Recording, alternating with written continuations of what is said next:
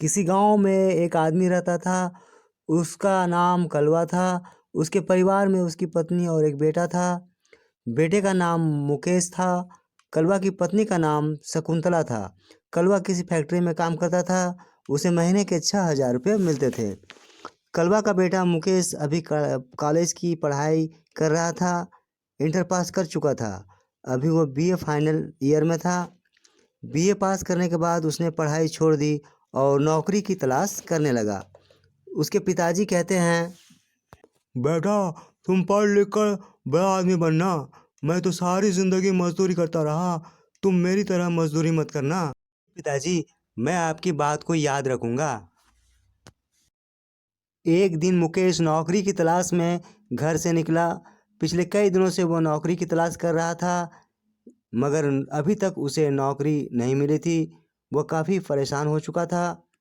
वह सोचने लगा, नौकरी तो मिल नहीं रही है, अब मैं क्या करूं? समझ में नहीं आ रहा है। क्या मैं भी पिताजी की तरह मजदूरी करना शुरू कर दूं? नहीं नहीं, मैं बीए पास हूं और मैं मजदूरी करूंगा। एक दिन मुकेश को पता चला कि उसका दोस्त आदित्य संगीतकार बन गया है। मुकेश भी गीत लिखा करता था और वो मशहूर गीतकार बनना चाहता था। उसने सोचा, क्यों ना वह अपने दोस्त से जाकर मिले और उससे बात करे। एक दिन मुकेश अपने दोस्त आदित्य से मिलने गया। आदित्य अपने कमरे में बैठा संगीत की तैयारी कर रहा था। जब उसने मुकेश को दरवाजे पर खड़ा देखा तो वह बोला, अरे यार, अंदर आओ। दरवाजे पे क्यों खड़े हो? आओ आओ, बैठो। मुकेश सामने रखी कुर्सी पर बैठ गया। आदित्य ने पूछा, अरे बताओ, क्या हाल चाल है? मुकेश बोला, अरे यार, क्या बताऊं, पिछले कई महीनों से मैं नौकरी की तलाश कर रहा हूं, पर अभी तक मुझे नौकरी नहीं मिली। फिर मुझे तुम्हारे बारे में पता चला। तुम तो बहुत मशहूर संगीतकार बन गए हो। मैं भी गीत लिखता हूं। मैंने भी कई सारे गीत लिखे हैं। अरे यार, तुमने तो मुझे कभी बताया नहीं कि तुम गीत लिखते हो। खैर दिखाओ, तुमने कैसे लिखे हैं गीत?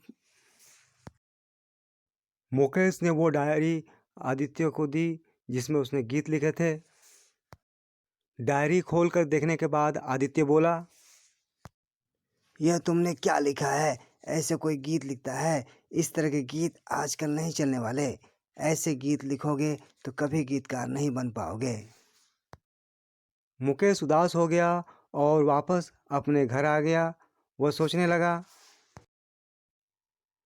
क्या मैं वाकई गीतकार नहीं बन पाऊंगा? नहीं नहीं, ऐसा नहीं हो सकता। मैं हार नहीं मानूंगा। तभी उसे एक कहावत याद आई, ये ना सही कोई और सही। मैं किसी और संगीतकार से जाकर मिलूंगा। हो सकता है उसे मेरा। दूसरे दिन वह एक मशहूर संगीतकार राजेश से मिला और उसे अपने लिखे हुए गीत दिखाए। देखने के बाद राजेश बोले, तुमने बहुत अच्छे गीत लिखे हैं। तुम्हारे सारे लिखे हुए गीत अच्छे हैं। अगले हफ्ते एक फिल्म रिलीज होने वाली है। उसमें तुम्हारे 6 गाने फिट। कुछ दिन बाद फिल्म रिलीज हो गई जिसमें सिर्फ मुकेश के लिखे हुए गीत थे। फिल्म भी हिट हो गई और मुकेश के लिखे हुए गीत भी। देखते ही देखते वह मशहूर गीतकार के रूप में जाना जाने लगा। उसने अपना नाम बदल बदल कर दिनेश रख लिया था। एक दिन आदित्य गीतकार दिनेश से मिलने आया। उसे तो पता भी नहीं था कि वह जिस दिनेश से मिलने जा रहा था वह कोई और नहीं, उसका दोस्त मुकेश है।